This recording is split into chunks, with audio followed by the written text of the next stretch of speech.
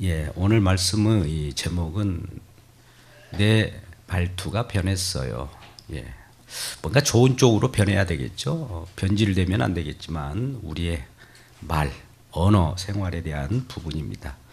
특별히 야고보서에서는 행함이 없는 믿음은 죽은 믿음이라고 하는 큰 주제가 있어요. 그 맥락 속에서의 말투를 말씀하고 있습니다.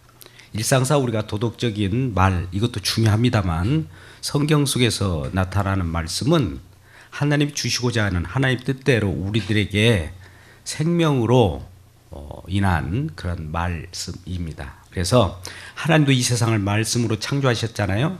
그러면 하나님 형상대로 지으심을 받은 저와 여러분은 더욱더 하나님 말씀과 더불어 하나님의 말씀에 기울이고 그 뜻을 따라서 말을 해야 된다는 것입니다. 말 한마디가 천냥빚을 갚는다는 말도 있죠. 이 말은 말의 중요성을 말하는 겁니다. 말 한번 잘했다가 좋은 일이 벌어지는 경우도 있죠. 이러한 말에 어떤 좋은 선기능이 있습니다. 그리고 성경 속에 잠언서 25장 11절 말씀 같은 경우도 경우에 합당한 말은 아로새긴 은쟁반에 금사관이라 이렇게 말씀합니다. 얼마나 멋있는 말입니까? 딱 제 때, 제 격에 맞는 말을 함으로써 뭔가 누구를 세워주고 또 죽은 자를 살리게 되고 또 넘어진 자를 일으키는 놀라운 그러한 말의 위력에 대해서 말하고 있습니다. 그런데 이러한 말을 하는 자들은 특히 선생님이라고 하죠. 물론 우리 교회적으로는 목사님, 장로님들이 많이 말을 하게 됩니다. 성경 속에서 이스라엘 백성들도 말을 많이 하는 분들이 있었어요. 일명 랍비라고 하죠. 선생 혹은 큰 자, 선생님이라고 표현을 하게 되는데요. 특별히 이들은 하나님의 말씀을 또 받았거든요. 그러니까 그 말씀대로 또 말을 하니 얼마나 많은 사람들이 존경해야 하겠습니까? 또 그들은 그러한 말씀을 받았을 뿐만 아니라 말씀대로 가르치는 일을 했어요. 그러니까 가르치는 것과 말씀을 받은 것 이것 때문에 굉장히 유대 사회 속에서는 중요시했던 겁니다. 유대 사회에서는 그래서 우리 저와 여러분 모두가 이스라엘 백성도 마찬가지입니다만 이 땅에 태어나는 것은 부모가 필요하지만 다음 세상에 좋은 세상에 들어갈 때는 선생님이 필요하다 할 정도로 아주 길 안내를 잘 해야 하는 위치가 바로 랍비요 선생들이었습니다. 근데 오늘 말씀 보십시오. 내 형제들아 너희는 선생된 우리가 더 큰 심판을 받은 줄 알고 선생이 많이 되지 말라 이렇게 말합니다. 아니 선생이 이렇게 우대받고 또 좋은 일도 하고 많은 사람 가르칠 수 있는 그런 위치에 있는데 왜 선생이 많이 되지 말라라고 할까요? 여러분 어떻게 생각하세요? 선생님 많이 교사, 목사 이런 분들이 많이 나타나면 좋을 거 아니겠습니까? 예, 그런데요. 말이 실수가 되고 잘못된 하나님 말씀을 그릇되게 전하게 되면 더 큰 심판을 받게 된다는 거죠.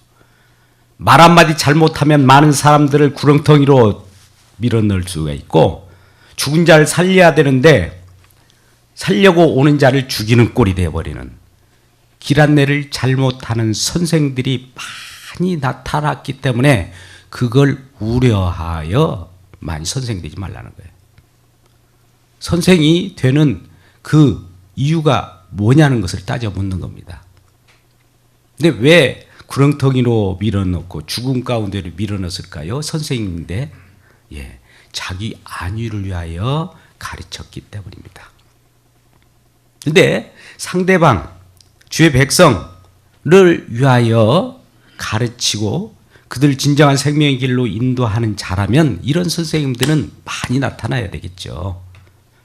우리 디모데전서 5장 17절 말씀 보면 교회를 다스리는 장로와 또 말씀을 가르치고 수고하는 자들에게 더욱 존경하고 배나 존경하라고 그래요.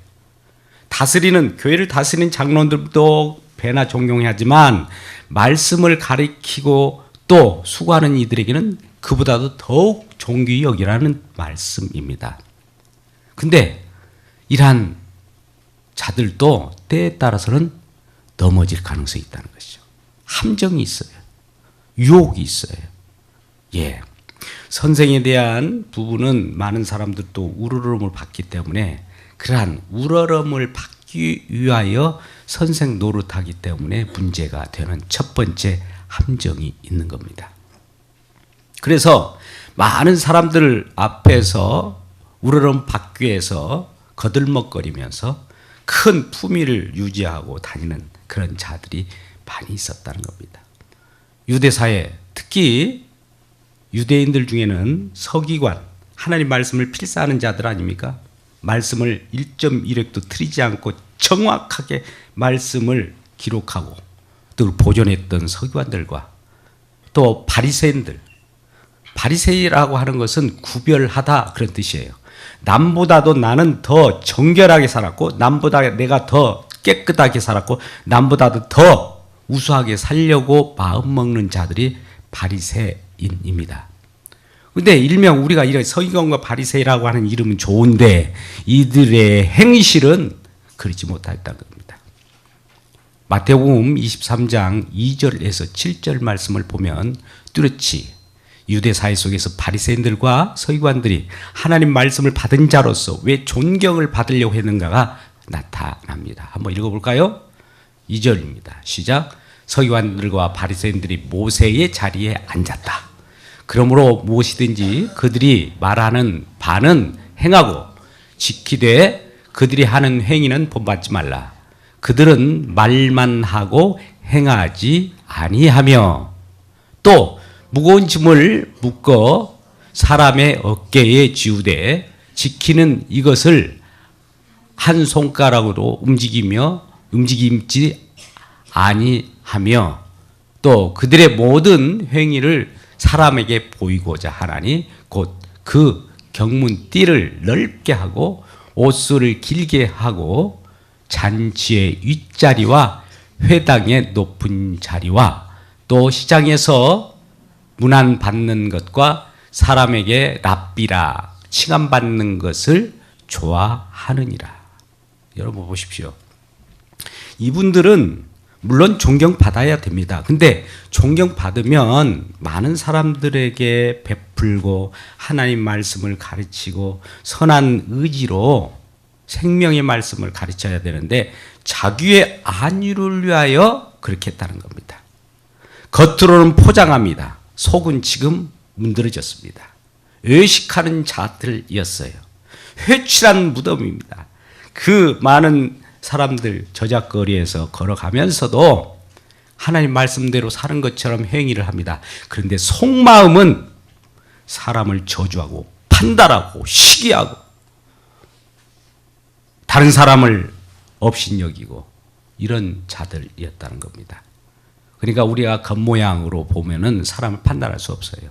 사람은 외모로 판단할 수 없고 하나님은 우리의 중심을 보십니다. 사람은 속일 수 있어요. 겉으로. 그래서 우리가 사람이라고 하는 건 퍼슨입니다. 퍼슨이란 말은 페르조나에서 나온 말이에요. 페르조나라는 말은 뭡니까? 가면이란 뜻이에요. 사람들은 외식하는 자들 그 본성을 가지고 있어요. 근데 속마음은 질투하고 미워하고 넘어뜨리라고 하는 마음들이 우리 인간의 본성이라고 하는 전제 속에서 오늘 말씀을 드려야 합니다. 나는 안 그렇다고 생각해서는 안 돼요. 저와 여러분이 바리새인과 서기관 같은 모습들이 있다라고 하는 전제하에 오늘 말씀을 들어야 은혜가 됩니다. 그래서 이러한 이들이 더 잘못된 것으로 인하여 잘못된 길로 인도하기 때문에 하나님 입장에서는 이러한 자를 심판하겠죠. 더 큰 심판.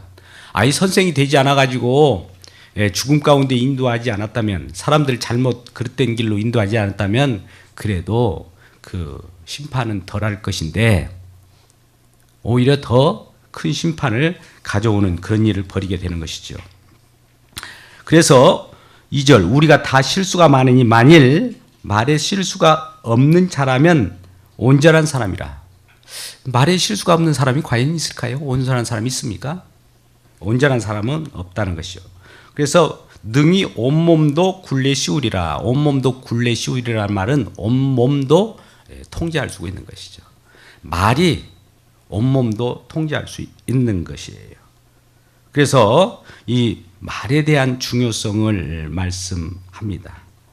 그래서 우리는 이러한 말씀을 들음으로써 말의 소중함도 느끼지만 말의 실수에 대한 함정, 이것을 유의해야 합니다.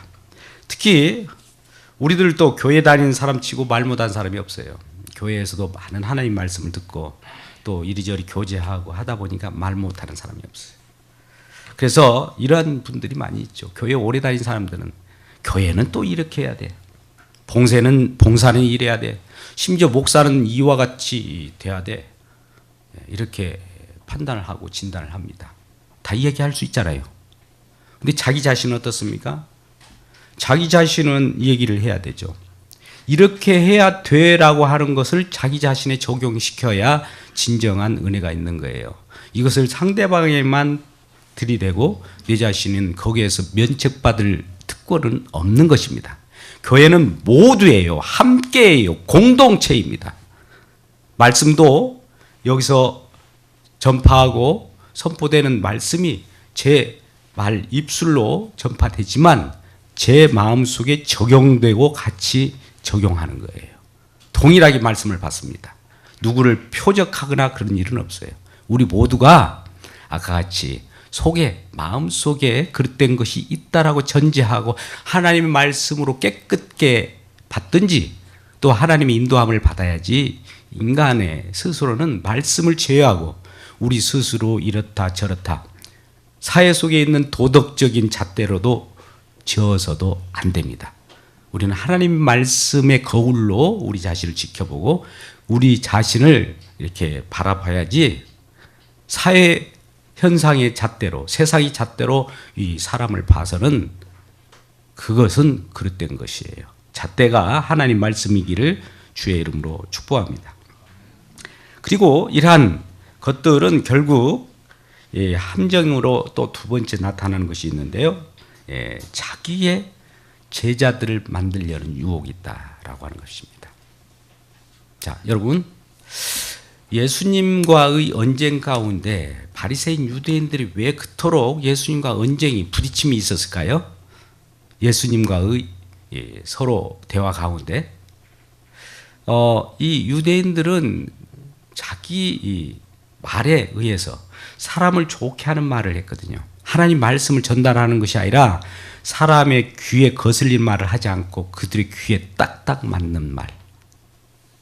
오늘날 그러한 희망이나 비전이나 어떤 발전이라는 이름으로 귀에 쏙쏙 즐겁게 하는 말들이 있어요.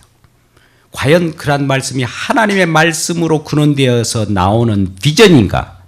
하나님의 말씀에 의한 그러한 발전인가를 꼭 점검해 보아야 합니다. 하나님과 말씀과는 상관없이 세상의 세류에 준하는 그러한 비전이나 발전이나 말씀은 하나님을 거역하게 되고 그러한 무리들이 모이는 것은 그들만의 제자들을 삼기 위한 거예요. 물론 그들 무리들도 함께 모일 수 있어요. 많이 모여요. 자기들 좋은 자기 욕망을 부추겨주고 그것을 발전시켜준다는데 누가 싫어할 사람이 있겠습니까? 그러한 자로 몰려다니는 사람들이 많이 있죠. 그 바로 자기 제자를 삼으려고 하는 그러한 유혹입니다.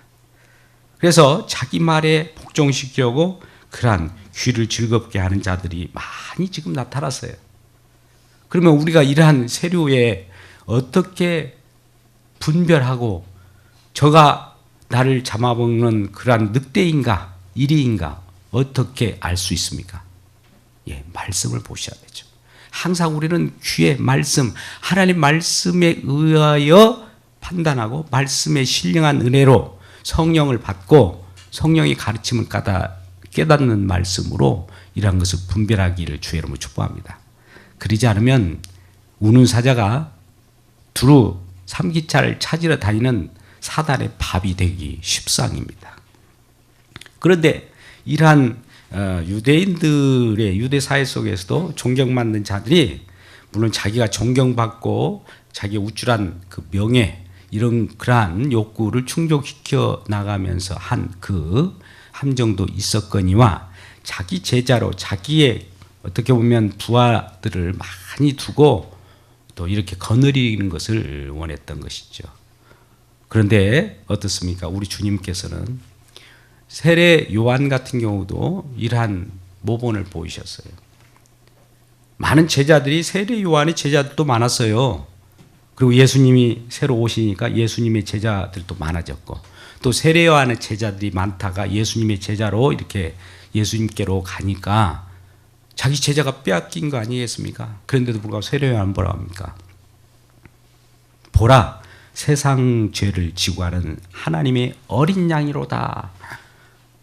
그리고 그는 흥하여야 되겠고 나는 쇠하여야 되겠다라고 하는 거예요. 오늘날 많은 부하, 많은 자기들 유익을 위하여 제자를 삼고 있는 사람들의 제자는 주님의 제자로 돌려줘야 됩니다. 우리가 제자 삼으라고 하는 말을 본질을 잘못 알면 안 돼요. 주님의 제자를 삼도록 해야지 자기 제자 삼으라고 한 게 아니에요. 뭐 자기 제자 삼으려고 하면 뭐 어떤 일이 벌입니까? 쉬워요. 그들 마음에 흡족한 얘기 해주고 나는 당신을 지지해. 당신이 최고야. 말씀으로 최고가 아니라 그들의 욕망을 부추겨주는 거예요. 죽음으로 가는 것도 그 길로 가면 죽어라는 말을 하지 않습니다. 죽어도 좋아. 그냥 당신이 최고야. 죽으러 가는 것도 당신이 참 잘하는구나. 이게 문제가 있는 겁니다. 그래서 우리는 제자를 삼고라고 하는 마태복음 28장의 말씀도 주님의 제자, 주님께로 돌려주는 거예요. 내게로 오지 말라는 거예요. 주님께로 가라는 거예요. 당신은 내 종이 아니라는 겁니다. 주님의 종이고 주님의 노예지 나의 노예가 될 수가 없다는 거예요. 근데 오늘날 어때요? 자기 제자 삼으려고 하는 사람이 얼마나 많이 나타났습니까? 이게 유혹 두 번째입니다. 세례 요한이 그걸 몰랐을까요?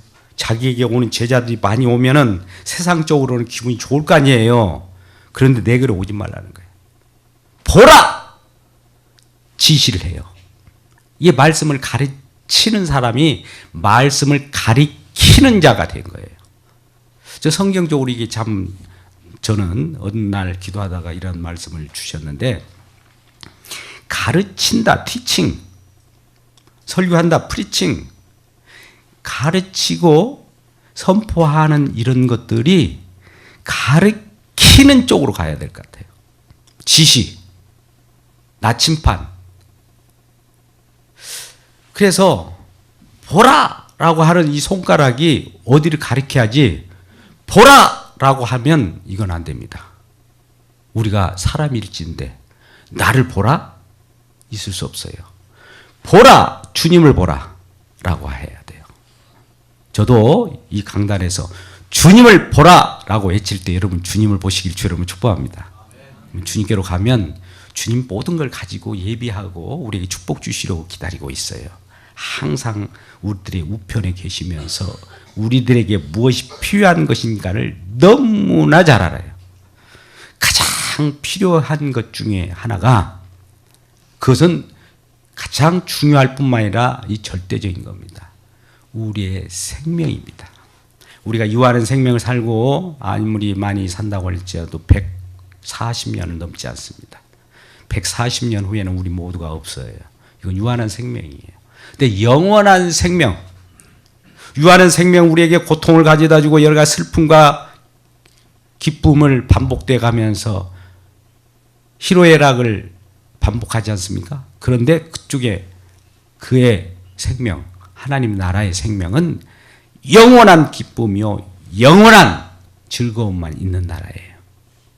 오늘날 우리는 기쁨이 없을 때는 눈물을 흘리게 되고 또 때에 따라서는 잠시 기분이 업되었다가 처절하게 또 바닥치는 경우가 있지 않습니까? 그런 굴곡이 없는 그러한 생명, 영원한 생명, 절대적인 것을 주기 위하여 지금 우리 주님께서 우편에 계셔요.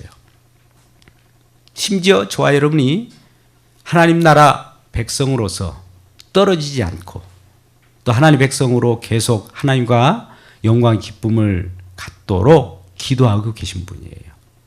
그분이 모든 것을 만드셨을 뿐만 아니라 지키시기도 해요. 또 유지케도 합니다. 저와 여러분 마음까지도 움직이고 계시는 하나님이시에요.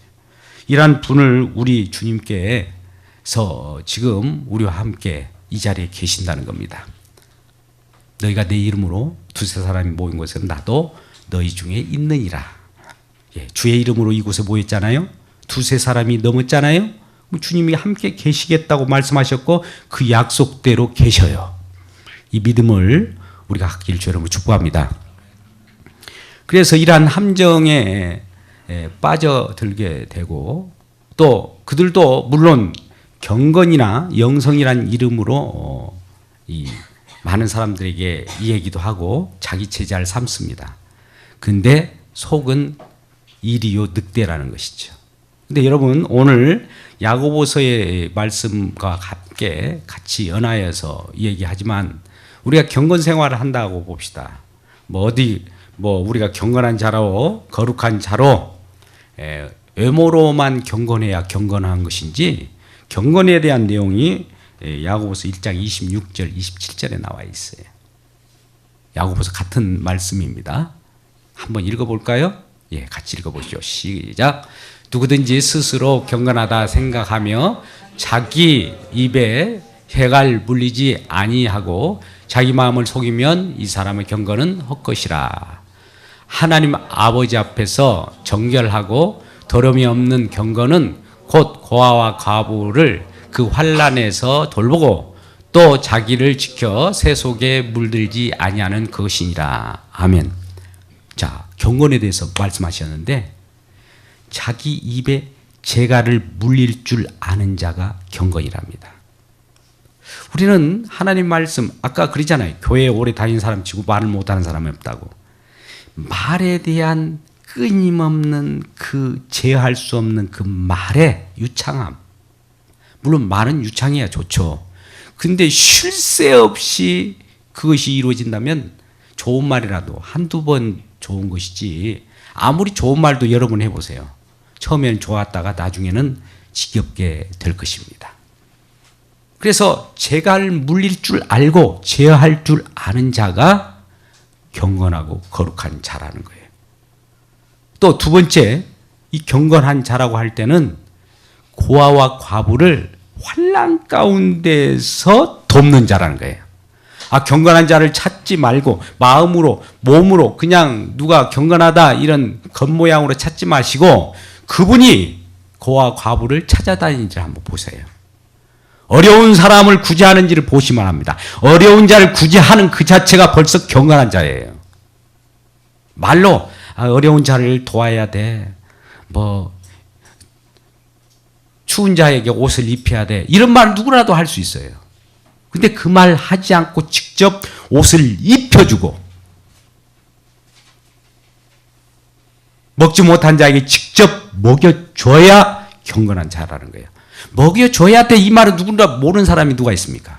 이 말만 하고 있는 자들이 있어요. 바로 유대인들, 바리새인 서기관들이 그랬다는 거예요. 그리고 행하지는 않는 거예요.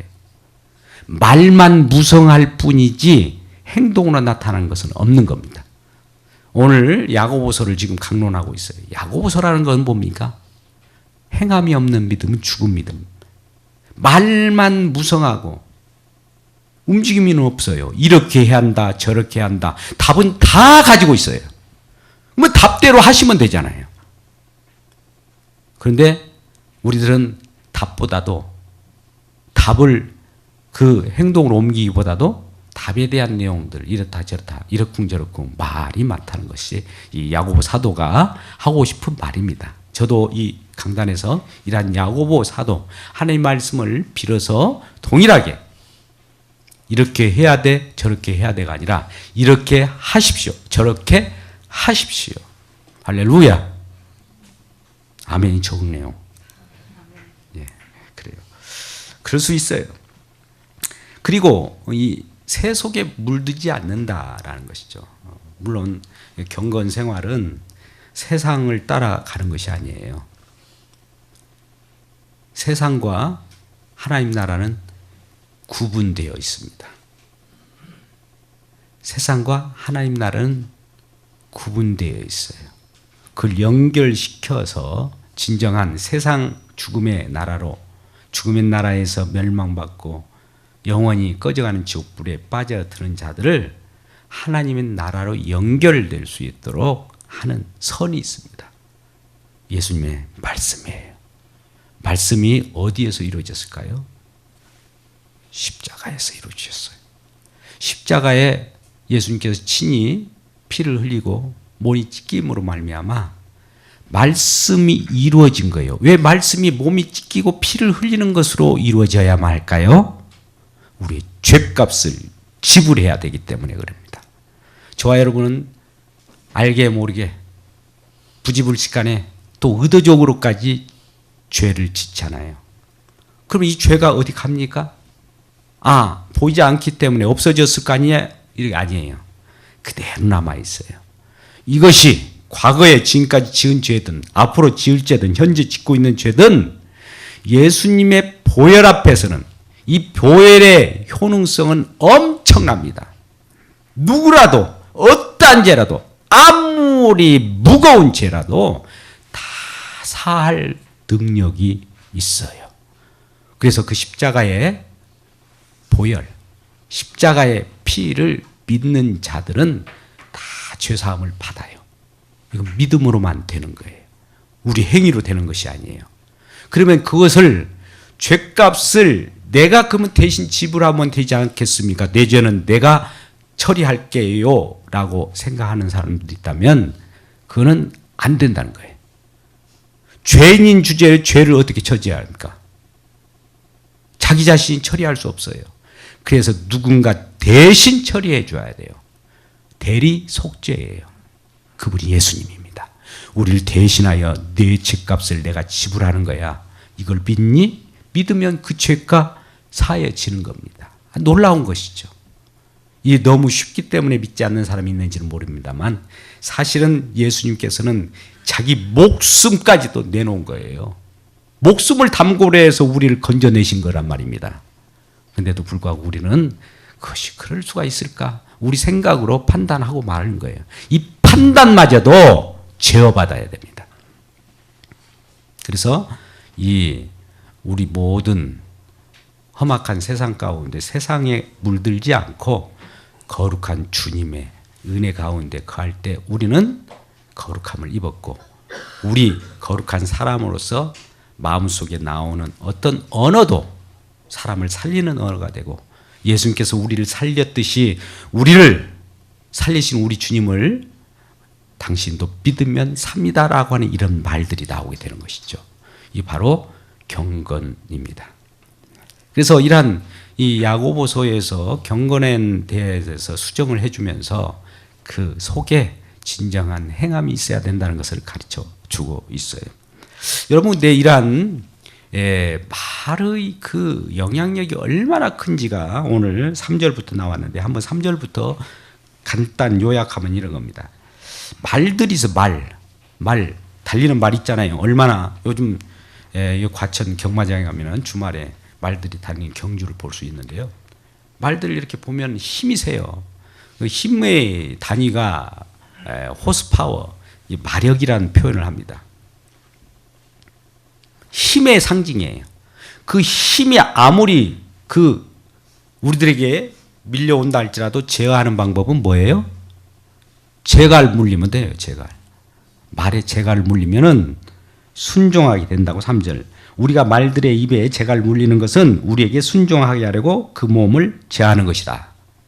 아무리 등치가 크고 힘이 있을지라도 재갈 물리면은 재갈에 의해서 통제가 된다라고 하는 것입니다.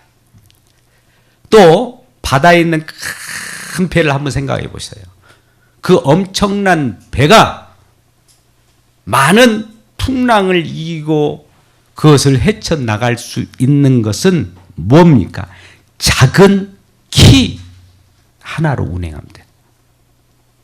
마찬가지로 우리 혀도 우리 마음을, 우리 온몸을 통제할 수 있는 혀도 잘 길들여지면 우리 몸이 어떻게 행동하는 그 여부도, 우리 몸으로 나타나는 행동은 말에 따라서, 혀에 따라서 움직이게 되어 있다는 거예요. 근데 이러한 우리 움직임이 쉽게 되지 않는 그런 것들이 우리에게 안타까운 그런 마음으로 나타납니다. 혀는 능히 길들일 사람이 없다 이렇게 말하면서 오히려 많은 사람들을 죽이고 독을 품어내는 그런 쓰임을 많이 받게 되는데, 이러한 것들은 이스라엘 백성들이 그랬다는 거예요. 이스라엘 백성 민수기 11장이나 14장에 보면 정탐꾼이 저 가나안 땅을 탐지하고 왔을 때 우리는 저들 앞에 메뚜기다 그러면서 여호와 하나님께 이렇게 원망했습니다. 우리가 애굽에서 나 혹은 이 광야에서 죽었으면 더 좋았을 뻔했다. 어찌하여 우리가 그 가나안 땅에 들어가서 칼로 죽임을 당하게 하느냐? 여호와 하나님께 이렇게 하나님 원망했어요. 근데 그 말이 여호와께 들린, 귀에 들린 대로 여호와 하나님은 심히 분개하여서 그들을 말이 들린 대로 그대로 행하십니다. 이 애굽에서 죽든지 아니면 이 광야에서 우리가 죽으면 좋겠다 라고 하는 말씀대로 민수기 14장 28절 말씀 그대로 우리 주님께서 행하게 하십니다. 여호와께서 그대로 행했어요. 전부 1세대 애굽에서 나온 세대 부정적인 말을 했던 모든, 원망했던 말 했던 모든 사람들은 어떤지 아십니까? 광야에서 매장되었어요. 다 죽었어요. 단지 여호수아 갈렙만 살아남아서 그 가나안 땅에 들어갔던 겁니다. 이 말에 얼마나 말의 영향이 있고 말이 중요하다는 것을 알 수가 있어요. 그래서 우리는 원망이 말이나 이런 것들은 부메랑으로 다시 돌아오게 돼요. 남을 비난하는 말이 그 남을 비난하는 걸 끝난지 아십니까? 돌아오게 되어 있어요. 꼭 자기에게 돌아옵니다. 비수가 되어 돌아옵니다. 그러니 우리가 조금 사람들을 칭찬하고 사람들의 생명을 살리고 사람들을 일으켜 세우는 말을 해야 우리도 하나님으로부터 세우심을 받게 된다라고 하는 것입니다. 그래서 이러한 말들은 그러면 어디에서 근원될까? 이 말씀을 보니까 마태복음 15장 17절 18절 말씀을 잠시 봅시다. 마태복음 15장 17절. 이 말은 우리는 그래요. 입으로 들어가는 것이 또 배로 들어가는 것은 뒤로 나가거니와 마음에서 나오는 것, 몸에서 나오는 것은 더럽다고 했어요. 우리 속에 뭐가 있기 때문에, 우리 마음 가운데 뭐가 있기 때문에 이러한 속에서 나온 것이 더럽다고 할까요? 예, 우리 말은 어디서 나왔는가 봤더니 우리 마음으로 나왔다는 거예요. 마음 속에서 나왔다는 거예요. 잠언서 4장 23절은 그래서 뭐라고 합니까? 무릇 지킬 만한 것 중에 너의 마음을 지키라. 생명의 근원이 이에서 남이니라. 우리 마음을 다스리고 우리 마음을 제대로 하나님의 말씀으로 딱 키워지고 마음이 할례받고 마음이 성령으로 충만해서 부드러워지면 그 마음으로서 나오는, 입을 통해서 나오는 그 말이 사람을 살리는 말이 되고 생명을 살리는 말이 되고 사람을 격려하는 말이 되고 일으키는 말이 되고 세워주는 말이 된다는 거예요. 이런 말투가 나오길 주의 이름으로 축복합니다. 우리 마음 속에 있는 그 마음 속에 뭐가 있는가에 따라서 나오는 것이 달라진다는 겁니다. 그래서 우리 마음은 뭘로 통제돼야 될 겁니까? 하나님의 말씀으로 통제돼야 돼요. 또 성령의 지배를 받아서 우리 마음이 할례를 받고 성령으로 충만하면 성령이 우리들을 인도합니다. 성령의 열매는 뭐예요? 사랑과 희락과 화평과 오래 참과 자비와 양성과 충성과 온유와 절제. 마지막 절제도 중요해요. 우리 말을 제어하는 것도 성령 충만해야 말을 제어할 수 있어요. 우리가 무엇인가 어느 정도가 가장 적합한가? 너무 과유불급이라는 말도 있어요.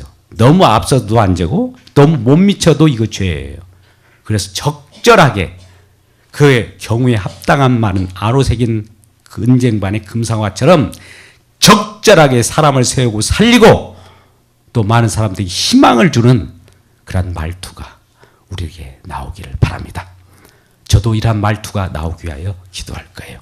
성령님, 우리 마음을 좀 부드럽게 해서 좋은 말투가 되게 하시고 가장 적합한, 그를 세워줄 수 있는 적합한 말씀을 증거케 해 주십시오 라고 하는 말투를 바꾸도록 노력할 것입니다. 여러분도 이러한 마음의 새로움을 갖고 말투가 바뀌고 세상이 바뀌고 여러분 가정이 바뀌고 여러분 모든 일터가 즐겁게 바뀌는 놀라운 일들이 이루어지기를 주님의 이름으로 축원합니다.